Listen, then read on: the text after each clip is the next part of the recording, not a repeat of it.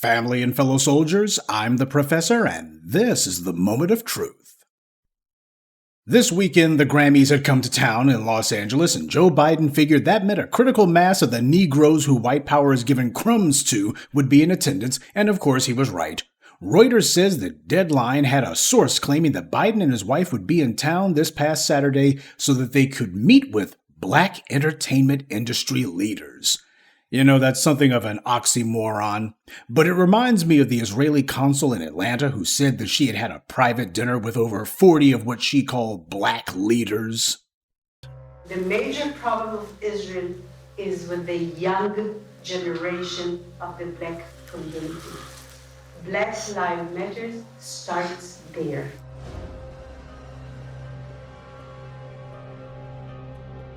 I had last week a dinner, sit-down dinner at my house for 40 people, which are considered the leadership of the black community, and it's very important people. They can be part of our doing an activity. Isn't it interesting how when you got people, even those who are not from the United States, they always seem to land on the exact same strategy. They believe that black people as a group are just one big monolith, just a bunch of mindless lemmings who can be easily led around, so they go ahead and find some bought and paid for bootlick, put a couple of pennies in their pocket, or not, usually a home-cooked meal is enough to buy them off, and then they tell them, you go and mislead those black people and make them do what we want. Everybody tries this mess, and the problem is, it's been successful a hell of a lot more often than not. That's why they keep doing it. This is what they always do. When talking to the black community, they never go to black hedge fund managers or black people who own heavy industries firms or the black electronics manufacturers or the black tech companies. That's because white power has made sure that there aren't any of those. Instead, you got a bunch of Negroes who are basically in the service industry, servicing white supremacy. But this is what Joe Biden was doing just this last weekend. He wasn't going to the black community and making the case because clearly he doesn't have one. So instead, he went to the same old, and told these guys, I'm running for re-election, buddy. I'm running for re-election. We need some of you guys to get out there and tell the rest of these colored folk to vote for me. Now, of course, we have to ask, when he's talking about black entertainment leaders, what the hell does that even mean? What black person is a leader of anything in the white media? All of those fools you see, those celebrities, those would-be producers, the Quincy Jones and such, they're not leaders, they're followers, and we know who's calling the tune.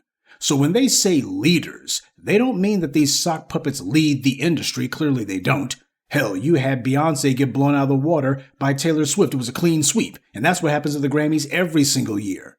What they mean is, these are the Negroes who they hope are able to lead us. Remember Goldie Taylor when she was talking about Kanye West and saying that young black men hang on his every word and slavishly follow him, and that anti-Semitism is ingrained in the black community? This is the well that people like them draw from. But who exactly are these black leaders that Joe Biden's going to be meeting with? I mean, who is it that he's going out there to see? Almost certainly Oprah Winfrey, Quincy Jones. Whenever it comes to these award ceremonies, those two decrepit, degenerate fossils, they're usually in attendance somewhere. When Massa calls, those two pet Negroes are never late. Beyonce was at the Grammys too, so that means she could well have been in town on Saturday along with Jay-Z. Wouldn't surprise me if they were there to meet with the president. Say, anyone know the whereabouts of Ice Cube on Saturday? I'm just asking for a friend. Now, of course, this is the part where I ask a bunch of totally rhetorical questions. Deadline says that Biden and his people want to talk to these black entertainment leaders about the issues at stake for the election. Now, what issues could they possibly want to talk about that would require them to do this behind closed doors in total secrecy, where they don't even talk about who it is they're meeting with, and the people they're meeting with can't admit to it? Who are they talking about? What are the issues that we don't need to hear about? I mean, hasn't Biden and the entire Democratic political machine been talking about the issues at stake already? Yeah, immigration, abortion, transgender bathrooms, the issues that are of vital importance to the black community. Those are the issues at stake, so why not do a town hall? You're going to come to town and talk to all of these black, powerful people in entertainment. Why not do a town hall so you can talk to the black community in general? But he went to Mother Emanuel Church last month. And I guess he saw how that went down. So as far as he's concerned, I might need some people to run interference for me, buddy. Run interference for me, pal. Yeah, that's what we pay you for. But this piece already tells us what the problem, though, is. Biden wants to talk to these black entertainment leaders about how they can use their platforms to mobilize voters. That's what they're saying. Biden wants to talk to these entertainment leaders about how they can use their platforms to benefit him and the Democratic Party. Now, this is aimed at younger black voters, and by younger, I mean Generation X and afterwards. But that's what this is about. You got a platform, buddy. You need to use it. For me.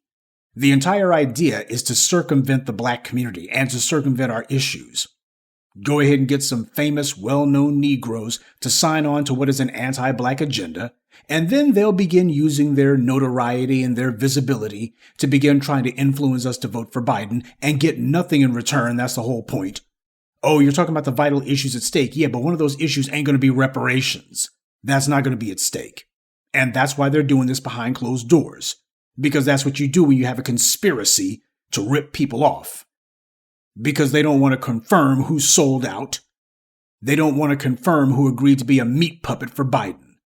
Now, if they just can't boldly come out and tell us who they are and what they're talking about, then they know what they're doing is wrong.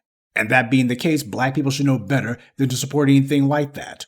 These are the people in entertainment, by the way. So when you're buying their music and you're going to their concerts and you're playing their MP3s and such, just keep in mind, this is what they're doing behind closed doors. This is the purpose that these black celebrities serve. Be it as singers, entertainers, athletes, comedians, actors, what have you. This is the purpose that they serve under white supremacy. This is why white supremacy goes ahead and gives these guys a little bit of money, because now it gives them something to lose if they're disobedient. And of course, they're going to carry out orders because that's what a servant does. And their job is to show that they can corral us. These bootlicks are all the same. Nothing makes them feel secure except for getting a pat on the head from white power. But of course, white power controls these clowns by regularly reminding them that their position is not secure. It's a vicious cycle, one that works very well. And I would love to ask if any of these black entertainment leaders were actually asking for something for themselves, but as we all know, a dog doesn't bite the hand that feeds them. Hell, as sniveling and subservient as these black celebrities are, they would gladly sell out the entire black community just to get an invitation to the White House. And that, boys and girls, is why we, the B1, the grassroots, we don't fool with black celebrities. This is the reason why, whenever they show up, no matter how good a game they may initially talk, like Ice Cube was doing, you notice that I always sit back. I have to wait a long while before I even endorse anything about them or even give them a compliment. These people have made it very clear. They're in it for themselves. They're not in it for the collective. For them, it's all about individual achievement, and the achievement's going to be finding a safe, secure, preferably comfortable place under white supremacy. That's what they're about. That's their agenda. So that's how Biden can come up to them, and none of them's going to tattle on them, and none of them, you can bet, are going to say anything out of turn. It's just going to be them sitting there listening, nodding their empty heads as Biden says, you need to get those niggers out there to vote. I know how you people are. Every 4 years, they make sure they got some Negroes out there subjecting us to the latest propaganda barrage. Vote or die, that was P. Diddy. By the way, speaking of rappers who have been laying real low recently, anybody seen P. Diddy recently? I'm also asking for another friend who's curious about that one. These are not people that we should be listening to. These are individuals who, as soon as they walk in the room, we're supposed to automatically look at them and say, hey, you're suspect. It is foolish to decide that we're going to be taking our cues from black celebrities. Black celebrities should be listening to us, not the other way around. They can echo what we say. They can signal boost what we say. But we're not going to be taking any cues from them. They do not, and we cannot listen to them. They're supposed to be listening to us. And if they got a problem with that, tell them bounce. There is nothing that they're doing that's so important or so vital that we're not going to achieve our ends without them. And truth be told, let's be bluntly honest, so many of them they identify completely with their white media paymasters. They're already predisposed to be antagonistic towards us because we have completely diametrically opposed goals. Ice Cube will be out there 1 minute talking about a plan for black America, and then a few months later, he'll be yucking it up with the arch racist of our time, Tucker Carlson, talking about how racism to him is a silly thing to even be talking about. Well, hell, that begs the question, If he had actually gotten some FaceTime with bigot Biden, what the hell would he have talked about then? What the hell would the discussion have been about? So all these Negroes out here are just playing the game. But the black grassroots, we ain't playing any games. This is life and death. This is about whether or not our people are going to remain on this earth. Joe Biden, he has shown us time and time again exactly what he's all about. It's the same old garbage that he's been doing for over half a century. He has not changed. And every single one of these black entertainment leaders, they are all a bunch of turncoats and traitors.